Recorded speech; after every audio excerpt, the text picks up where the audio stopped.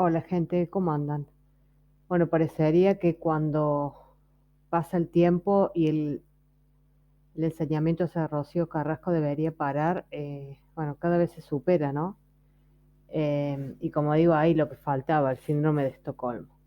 Bueno, vamos a ver qué opinan ustedes. De verdad, cómo se nota, cómo se nota. Pero bueno, eso se llama, eso de verdad, y ya fuera de cachondeo, eso se llama ser profesional o no. ¿Sabéis lo del síndrome de Estocolmo, no? Lo que es, ¿no? El síndrome de Estocolmo, creo yo que es el síndrome de Estocolmo. Si no, ahora después se ríe a todo el mundo. Pero bueno, ahora os voy a explicar lo que es cuando eso pasaba mucho, desgraciadamente, cuando ETA, cuando secuestraban a alguien y lo liberaban después, al que habían secuestrado tenía ese síntoma, el síndrome de Estocolmo, que era que quería a sus secuestradores. Al final habían comido la cabeza de tal manera que quería a sus secuestradores. Pues ayer a mí, yo por lo que he visto en los clips, tampoco, a ver, no tengo una visión tal, pero por lo que he visto, algunos han tenido el síndrome de Estocolmo, ¿no? Le han faltado darle un abrazo a Fidel, a Rocío, a Carlota, a la otra y a la otra, y llevársela a su casa y darle el desayuno. Hoy que tienen que tener dolor de cabeza, porque qué ridículo más grande, de verdad, cómo se nota.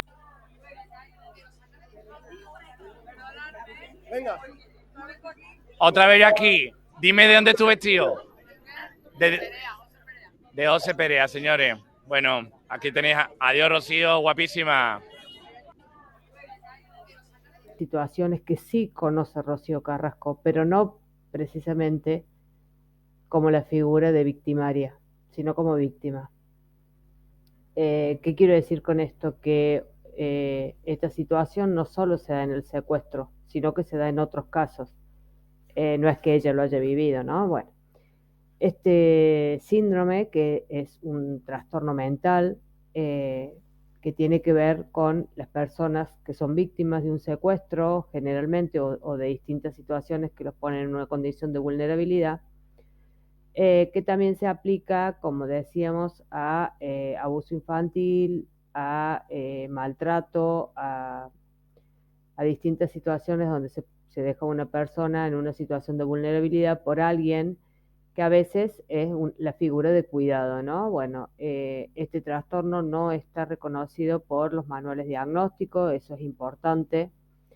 Los manuales diagnósticos más famosos, que es el CIE-10 y el DCM.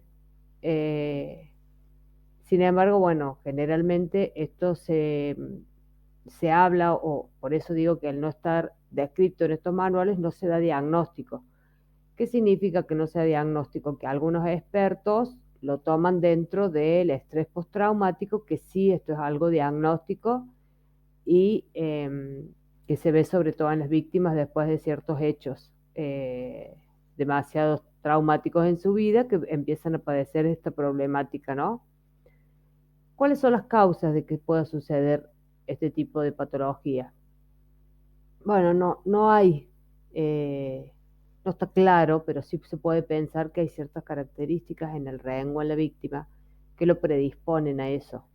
Eh, es un mecanismo de supervivencia poder llegar a tener alguna situación eh, de humanidad, verle algo de humanidad al maltratador o al secuestrador, poder tener algo de vínculo, eh, poder empatizar con esa persona y empezar a tener desprecio a la policía o a la autoridad que quiere sancionar a...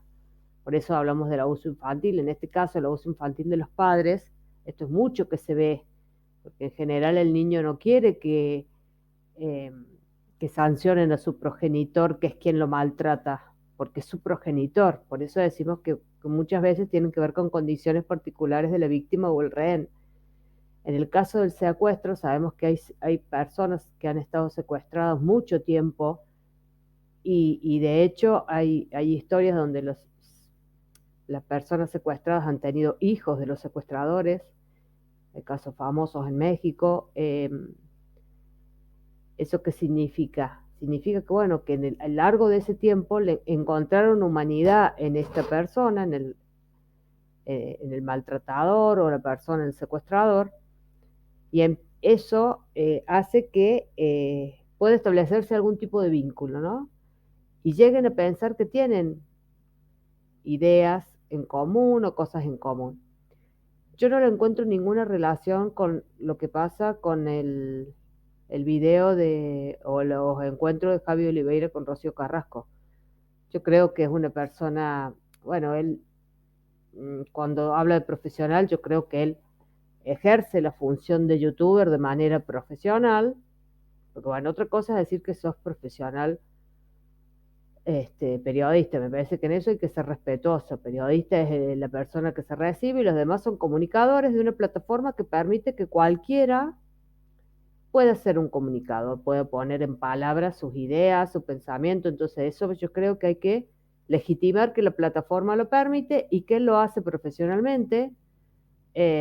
Por eso tiene una plataforma de muchos seguidores y demás, que lo avala eso, ¿no? Un público que lo sigue y contenido diario, o sea, hay un trabajo detrás de eso, por más que uno no comparta la gran mayoría de las cosas que dice o hace. Yo creo que tiene mucha inquina hacia Rocío Carrasco. Hay videos que solo son cáscara de un título rimbombante y no dicen nada. Hay mucha mentira, me parece que hay una clara parcialidad hacia Antonio David. En esto yo no sé si es convicción real o interés, eso no lo sé. Yo sí sé que el canal realmente tiene videos muy desagradables hacia ella, pero ella en estos encuentros muestra una gran altura, educación, porque yo pienso que es una mujer que debe recibir a diario de amigos, de conocidos, de su letrado, de su primo, que muchas veces hemos intercambiado cosas en otros grupos, así, en Twitter, que él comenta, en espacios, que le llega mucha información y que, bueno, ella tiene su equipo legal que lo ve. Entonces, más allá de que ella haya reconocido que es alguien que le critica, creo que tiene una altura de respeto, de tratarlo con educación y no pasa más allá de eso, ¿no? Y él en esa búsqueda de contenido para su canal la encuentra y hasta me parece que en esto de encontrarse cara a cara con alguien que uno tiene ya, como digo, yo no sé cuánto hay de real y cuánto es de lo que él ha conocido. Piensen que él fue a Málaga y estuvo con Antonio David en persona, entonces yo no sé cuánto hay de ese vínculo, ¿no? De un relato de Antonio David, no lo sé, pero sí creo que puede ser algo que a uno virtualmente puede generar muchas cosas, encontrarte a alguien cara a cara, que sea respetuoso, agradable, que te conteste amablemente. También eso te desarma un poco, ¿no? Todo lo que uno tiene pensado y qué es esperable. Que en un evento o en medio de la calle la insulte, o sea, en eso me parece que la gente, realmente el discurso de odio en este tiempo ha sido tan dañino, porque ¿qué esperan que haga una persona?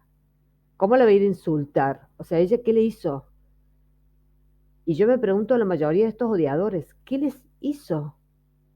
¿Cuál es el daño que cometió? Porque a las personas se las juzga y se las condena por dañar. ¿Cuál es el daño que hizo? O sea, en eso me parece que el fanatismo hacia una causa, que es un relato, me parece que hay que revisarlo. Porque lo que se le critica a este hombre es que vaya a herir, a lesionar a alguien, a dañarla con un insulto. Pero si se han hartado y se hartan de insultarla todos los días en los canales, que a veces ya, volvamos a lo nuestro.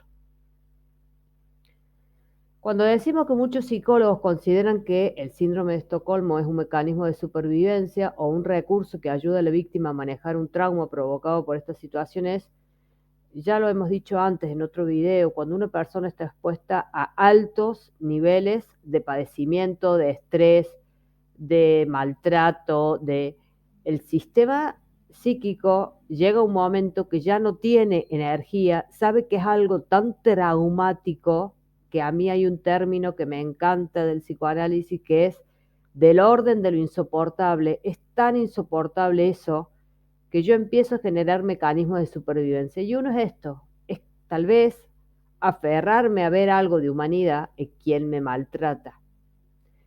El vínculo entre la víctima y el autor del delito busca salir ileso. Bueno, entonces es lo que decíamos un poquito recién. Muchas veces los delincuentes o maltratadores se muestran como benefactores ante la víctima para evitar una escalada de los hechos. En ese caso, el afectado puede desarrollar una relación emocional derivada de un sentimiento de agradecimiento. En esto vemos que muchas veces en los secuestradores hay un grupo, ¿no?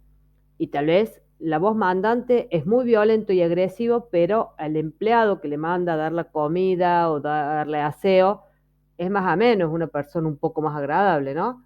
La historia personal de la víctima, que es lo que decíamos antes, tiene un papel muy importante para que se desarrolle eso y para pensar que este mecanismo se da en la víctima para protegerse de sentimientos de aislamiento, abandono y amenaza.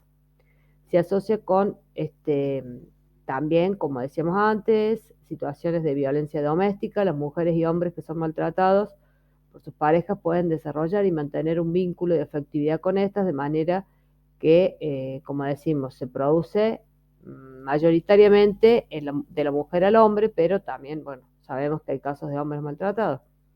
La víctima llega a adaptarse a la situación de violencia, incrementando la habilidad para afrontar estímulos adversos, que eso también tiene que ver con lo que hablábamos antes de la desesperanza aprendida, ¿no? Porque esto tiene que ver con distorsiones cognitivas que empieza a sufrir la víctima, como la disociación, la negación, la minimización de lo que pasa, que le permite, como decimos, son elementos de supervivencia que le permiten soportar estas situaciones e inciden en la violencia, porque como van soportando, cada vez tienen menos reacción, muchas veces del otro lado cada vez hay mayor violencia y va incrementando, ¿no? Entonces también, como decimos antes, lo vemos en relaciones de abuso, abuso infantil, tráfico sexual, entrenadores deportivos, esto se ve mucho, que es que después las personas lo pueden poner en palabras, bueno, u otras situaciones de deporte donde hay un entrenador que realiza esto y las personas al principio tienen como una afectividad. Se me vienen a la cabeza varios casos que vi de gimnasia artística y tenis. Y me parece importante que cuando yo decía que Rocío Carrasco sí habla, sí pudo conocer algo, es que sí pudo conocer lo que es la violencia y bueno, y me parece que tal vez en un momento no sé si desde el vamos pudo tomar conciencia de quién era su exmarido, ¿no? Esto se ve mucho al principio de un vínculo cuando empiezan a surgir algunos de los elementos de violencia. Cuando una mujer presenta dependencia emocional, tras la separación existe la posibilidad de un duelo por separación que redunda en el riesgo de retorno al círculo de maltrato. Es decir, es tan doloroso o es tan difícil o es tan insoportable. A veces hay no solo dependencia emocional, hay hijos, hay una casa, hay una construcción económica, hay dependencia económica. Entonces hay estudios donde se encontró correlación entre esto, ¿no? Entre el síndrome el duelo y a mayor dependencia, mayor duelo y la mayor posibilidad de que la persona retorne a este espacio de violencia. Tras la separación y proceso de adaptación a una nueva vida, la mujer víctima de malos tratos puede verse complicado si el vínculo por dependencia emocional al agresor, con el riesgo, como decimos, de volver al círculo de maltrato. Y la dependencia emocional carece de modelos que describan o expliquen la etiología. Es decir, en esto no podemos dar causas y especificaciones concretas. Cada caso es único, cada vínculo es único, entonces no se puede saber realmente por qué sucede esto, ¿no? Bueno, sabemos que el único modo de poder avanzar de esto es la psicoterapia a largo plazo, para intentar recuperarse y también aprender mecanismos, que los psicólogos ayuden a aprender mecanismos de afrontamiento a estas situaciones y nos brinden herramientas para poder ir manejando, porque en esto, ¿cuál es el problema? Cuando hay negación, bueno, en realidad uno tiene que trabajar con el paciente que empieza a ver la realidad de lo que sucedió y lo que está sucediendo, porque muchas veces siempre hay como un justificativo al maltrato, porque detrás de eso hay mucha culpa, ¿no? Bueno, termino con esta frase de Borges. Uno se acostumbra al dolor, igual que a la vejez, a la vida, a una enfermedad, a un sanatorio, a una cárcel. Gracias, escucho sus comentarios y nos vemos la próxima.